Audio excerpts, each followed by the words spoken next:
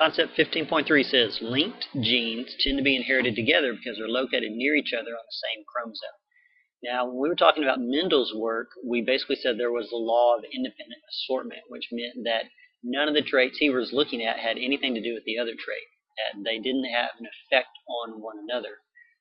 But that's not always the case. Mendel sort of got lucky, and we'll talk about why he did, because it would have been much harder for him to figure everything out if certain traits tended to be linked together. He wouldn't have seen his law of independent assortment that he saw.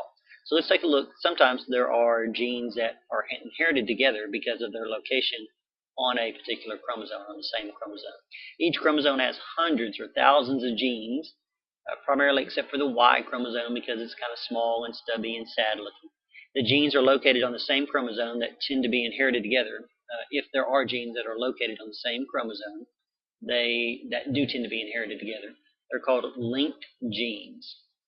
When geneticists follow linked genes in breeding experiments, the results deviate from those expected from Mendel's laws of independent assortment.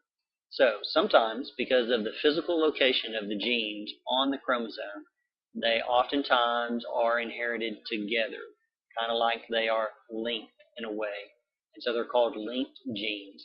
And this does not follow Mendel's law of independent assortment, so you wouldn't expect to get the same numbers or the same outcome that Mendel saw. So I want to make sure you understand these two different terms because they can be confusing. Sex-linked genes, like what we just talked about, say with color blindness. Sex-linked genes are individual genes located on a sex chromosome, the X or the Y. Mainly we were talking about the X. But sex-linked genes are genes, individual genes located on a sex chromosome. The other term we're talking about now is linked genes. Linked genes are two or more genes located on the same chromosome that tend to be inherited together. So linked genes are two or more genes on the same chromosome that tend to be inherited together. These linked genes could be located on the sex chromosome, or they could be located on one of the autosomes. So the linked genes are different than the sex-linked genes that we just talked about. And those two terms sound so much alike, I don't want you to get confused. So let's go back to Thomas Morgan and his fly room and take a look at one of the experiments that he did that helped kind of give us some information about these linked genes. So what he did was he took a couple different flies. The wild type of fly has a gray body and normal-sized wings. So here is what you would expect to see. You notice it has the red eyes too. Now we're looking at two different types of traits, gray body and normal-shaped and sized wings. Now, he bred a lot of different flies, so he had various mutants. This would be, out in the wild, this would be the dominant traits. Here he had a mutant fly. It had a black body and vestigial wings, so basically tiny little, almost non-working wings that you can see there. So this would be the mutant kind. Black body, vestigial wings, that's recessive out there in the wild. This is the wild type right here. Now, let's take a look at these letters because they can be confusing. Remember, Morgan was kind of the first to do this, so he got to choose the various ways to write this information down. So recall that the character is named, the trait that we're talking about, the character is named or given a symbol based on the first mutation seen. So the character or trait for body color is B because black body was the first mutation he saw. The B plus represents the wild type, often dominant, but not always. In this case, I believe it was dominant. And the character for wing is VG, with VG plus being the wild type.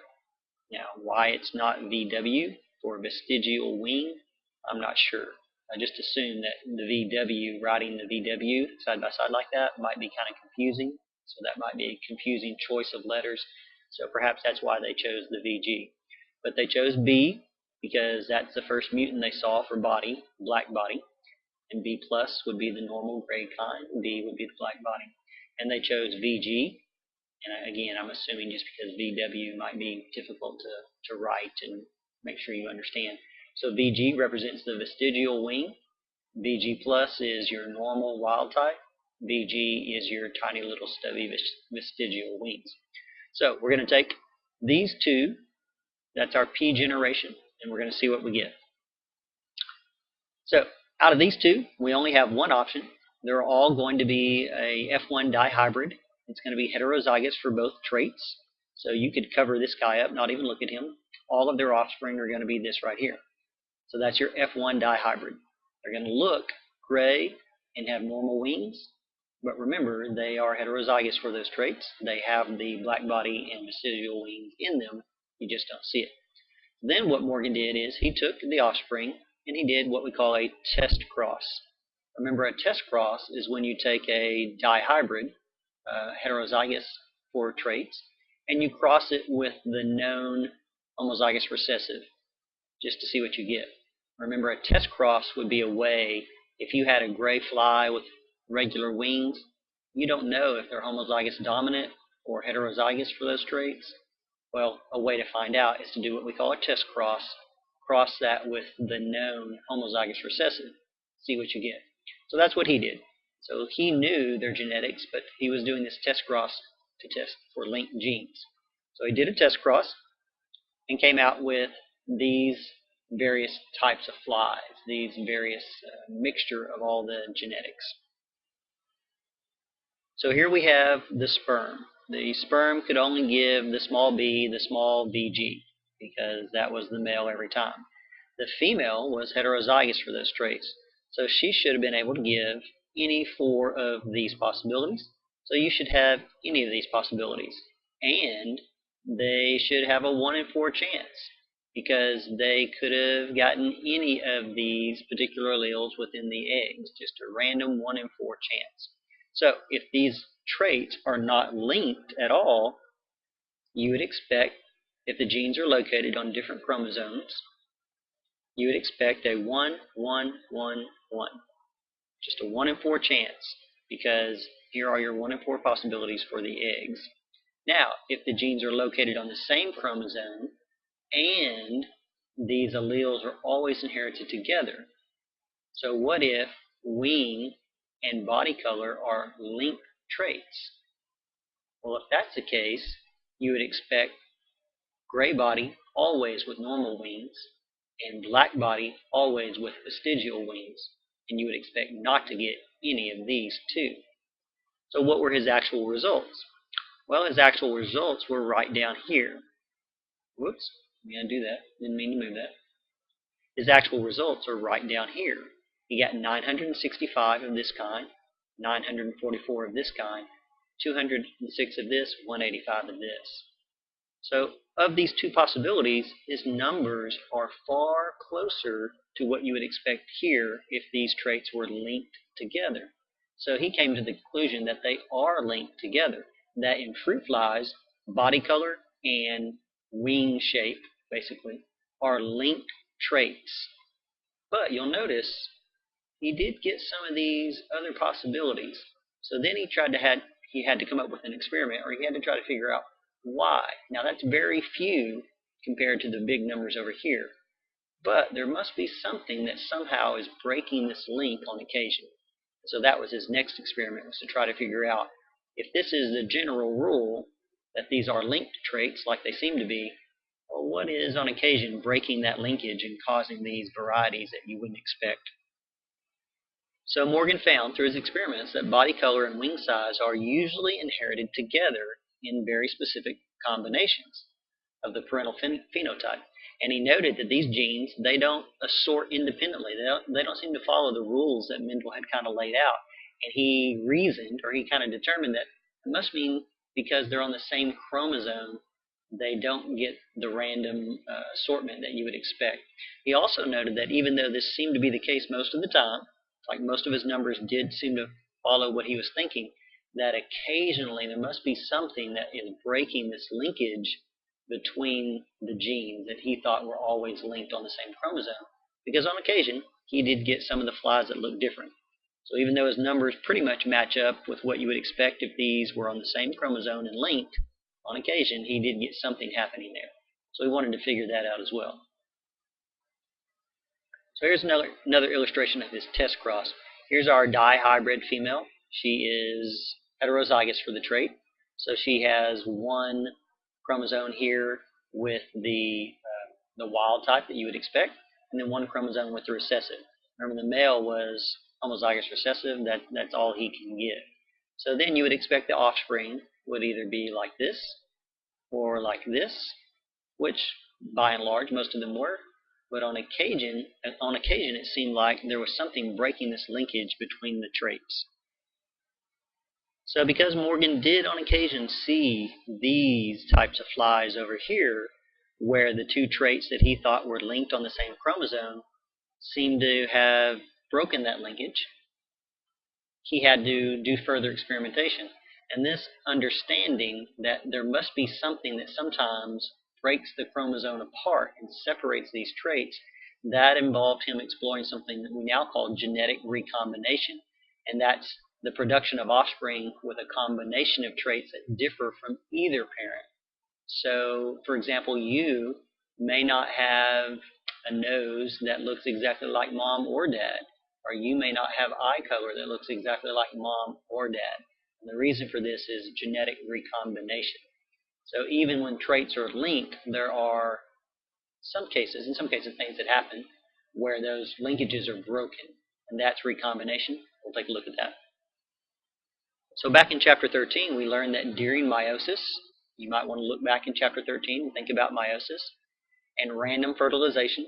Meiosis and random fertilization generate genetic variety among offspring of sexually reproducing organisms. So let's take a look at what's physically happening for this. The genetic findings of Mendel and Thomas Hunt Morgan can relate to physically what's going on inside the cell, the chromosomal basis of recombination. So first let's talk about unlinked genes, the ones that we expect, the ones that Mendel observed. Recombination of unlinked genes. This has to do with independent assortment.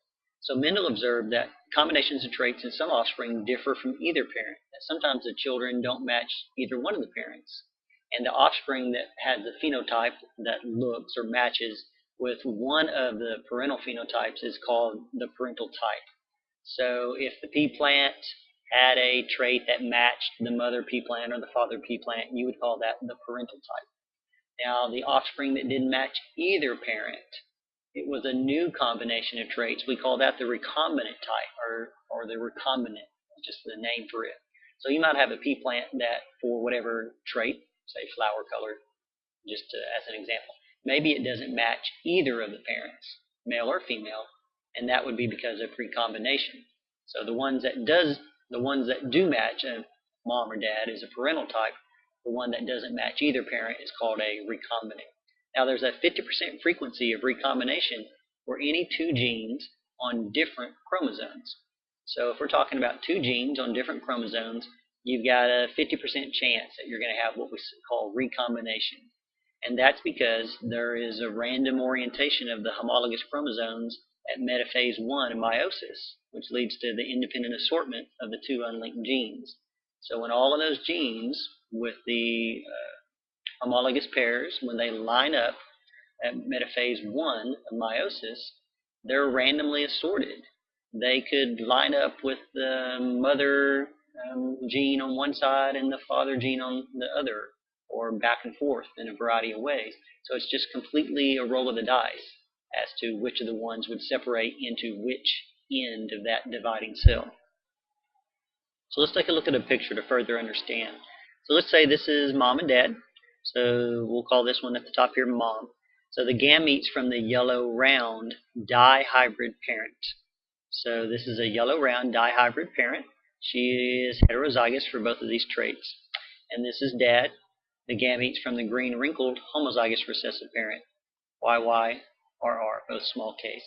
So mom has the possibility of providing an egg that has capital Y, capital R, yellow and round, small y, small r, big Y, little r, or little y, big R. She can provide all four of these possibilities, and the chance of her egg carrying any of these four is 1 in 4. It's completely random chance.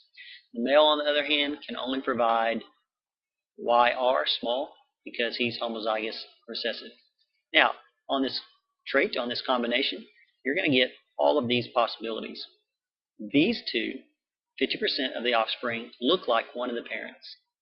So 50% of the offspring out of the 4, 50% of them look like one of the two parents. But these other 50% don't look like either parent. Yellow wrinkled, neither of the parents are yellow wrinkled. green and round, neither of the parents are green and round. So this 50% of the offspring are called the recombinant offspring. This 50% is called the parental type.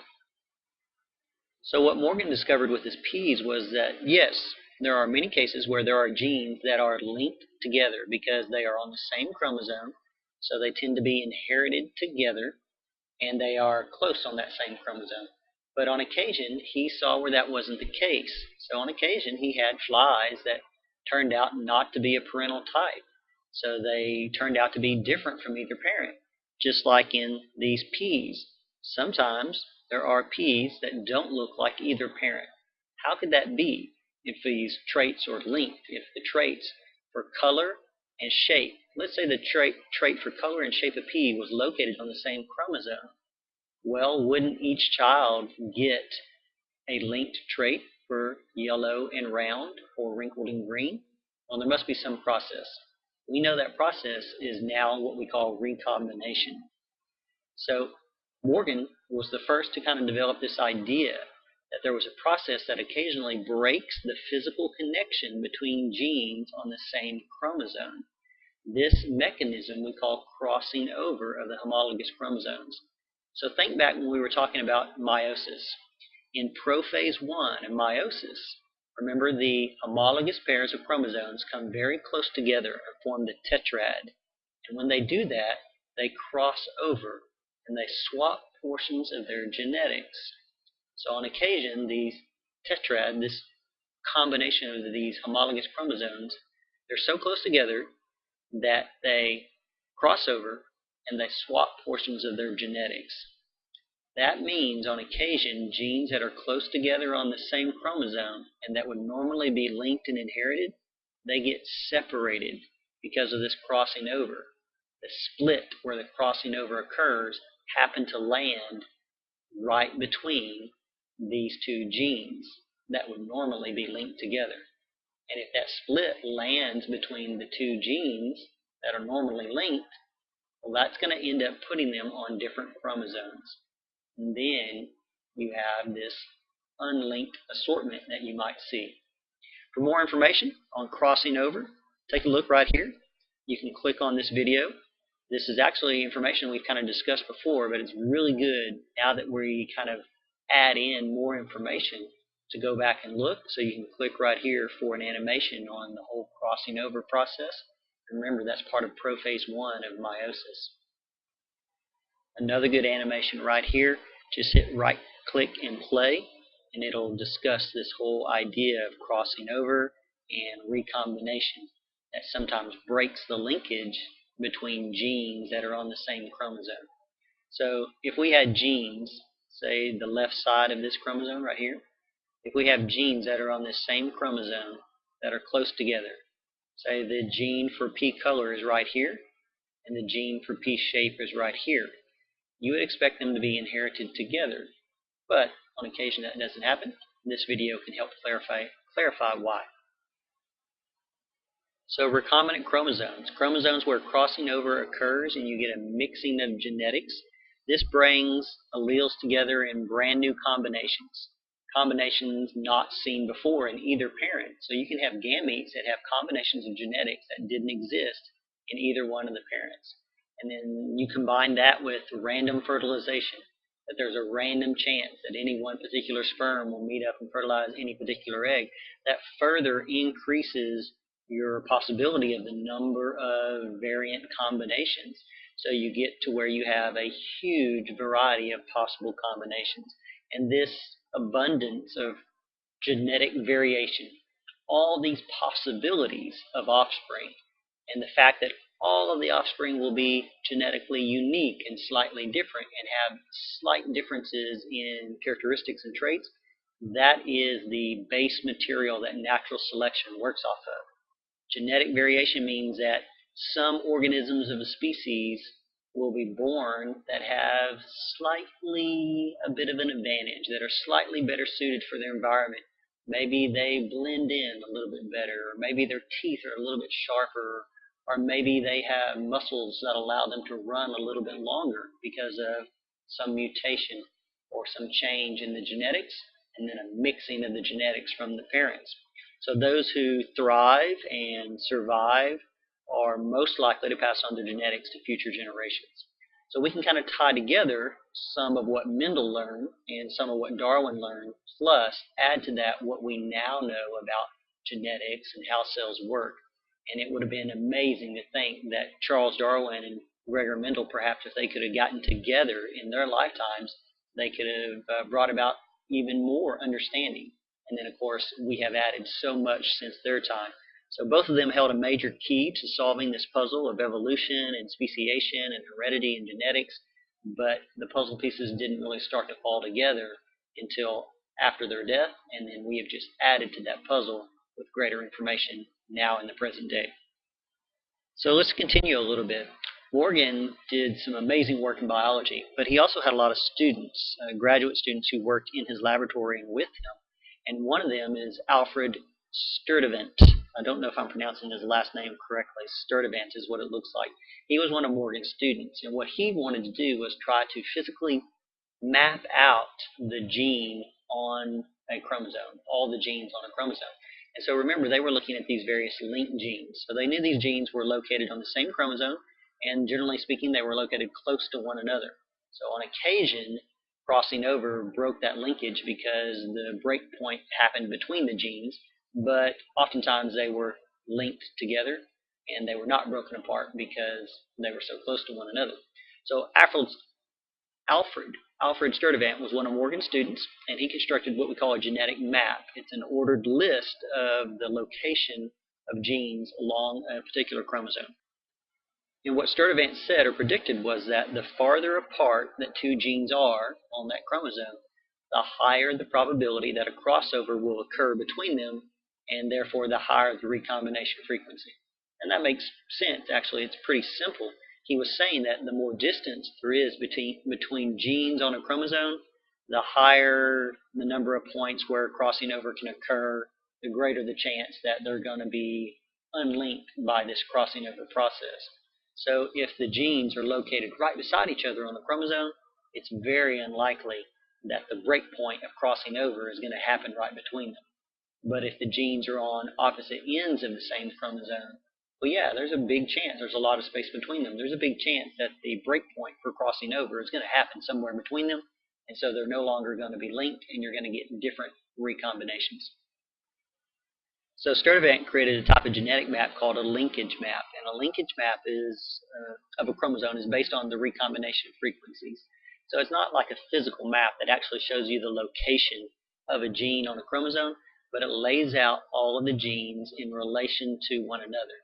And the distance between the genes can be expressed in what they just called a map unit. They just made up a term, map unit, and they gave it a name, the centimorgan.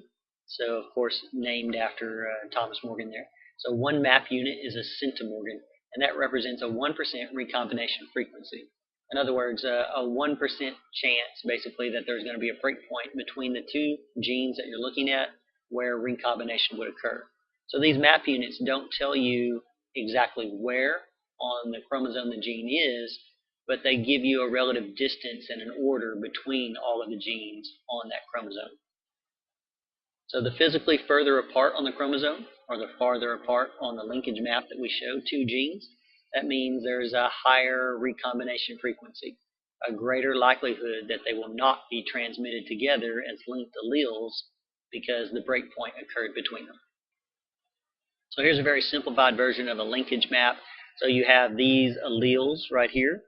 So you have these genes for these particular traits we're looking at.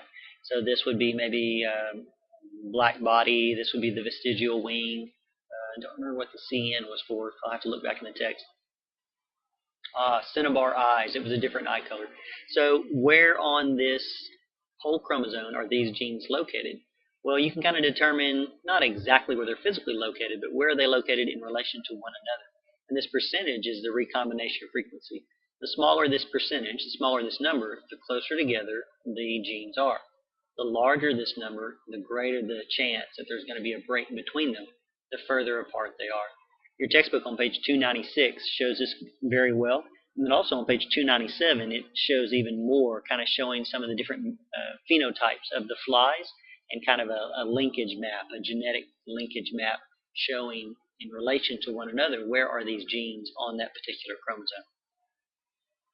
So if genes are located closely together, there's a greater chance that they're going to be linked, and there's a very small chance that the break is going to happen between them for recombination.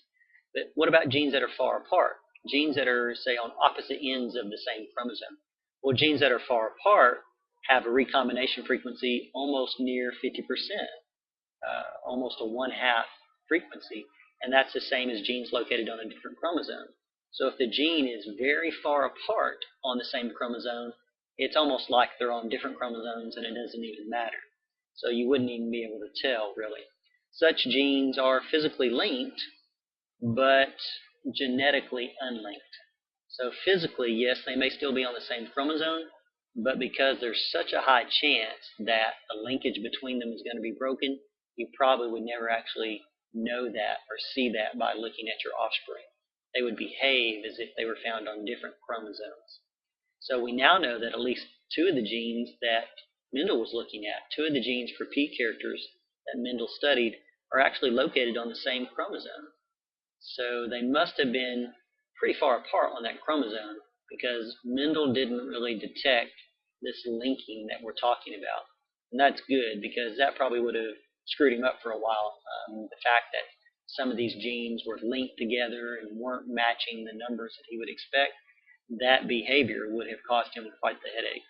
So some of the traits he was looking at, some of the genes that he looked at were actually located on the same chromosome, but far enough apart that, yes, they were physically linked, but genetically they acted as if they were on different chromosomes. So they followed the various rules that he came up with, and they behaved as if they were on different chromosomes. So it didn't affect his law of independent assortment. It didn't affect the traits that he was studying. And that's a good thing, because if it had, perhaps he would have figured it out, but it would have even caused greater confusion, and it might have taken quite a bit more time for him to figure that out. So what Sturtevant did was he was looking at all these various traits, these various characteristics of the fruit flies and the genes, and he used the recombination frequencies. How likely was it that the genes would not be linked, that recombination would occur, the breakpoint would occur between them. And he made linkage maps of the fruit fly genes, and he found 4 groupings of linked genes. So he found basically 4 groupings where the genes tended to be linked together and inherited together. And this corresponds with the fact that fruit flies have 4 pairs of chromosomes. So they already knew that because they saw the 4 chromosomes with the light microscopes that they had for the day. And the fact that he found 4 groupings of linked genes, that kind of makes sense because the fly had 4 chromosomes, 4 pairs of chromosomes, that further strengthened the theory that the genes were physically located on these chromosomes. Nowadays we use other methods for mapping genes on chromosomes. We use things like chromosomal banding, and that allows us to develop what's called cytogenetic maps. Cytogenetic maps indicate the actual physical position of genes on a chromosome because we use different types of dyes and materials, and there will be bands of coloration that show up on the chromosomes indicating where particular genes are. So the cytogenic maps use physical features of the chromosomes, such as the stained bands that you see within the microscope. Nowadays, we even have something even better than that, though. We have the ultimate map, which can be created showing the exact gene locations on a chromosome, and we can do that nucleotide by nucleotide. Remember, we're talking about a strand of DNA, which is nothing but a long strand of nucleotides together wrapped around proteins. And so we can go nucleotide by nucleotide, letter by letter, and find the exact position of a particular gene. We're going to talk about that more in chapter 21. All of these maps, whether it is the recombination map that Sturtevant created, or the chromosomal banding map, the cytogenetic map, or the map that we can use nowadays that just goes nucleotide by nucleotide, all of these maps show the same linear order of genes on a chromosome. So we could put these 3 maps together, and they would show the same basic order of chromosomes, like this one comes first, genes on the chromosome. Like this gene comes first, this gene comes second. And they would kind of show a little bit about the location, but they would differ in spacing and the exact placement. So the map that Sturtevant came up with His linkage map couldn't show you exactly where on that chromosome the gene was, but it could kind of show you which gene came first, and then second, and third, and how far apart they were. The cytogenetic maps can kind of show you exactly where they are, pretty much, using coloration and banding. And then the new nucleotide by nucleotide maps can tell you exactly where a particular gene on the chromosome is. Here's the other map that was shown in your book on page 297. This would be one of the linkage maps. So here are some of the various genes on this chromosome, and you can see the various kind of distances between them, how likely they are to be inherited together or not. All right, guys, let's take one last break, and then we'll finish up with concept 15.4. 15.4 says the alteration of chromosome number or structure can cause some genetic disorders. So we're going to look at some various issues that arise when the number of chromosomes or the shape of the chromosomes are physically affected. How does that physical change affect the genetics and what you see and what gets expressed? So take a break. We'll come right back for concept 15.4.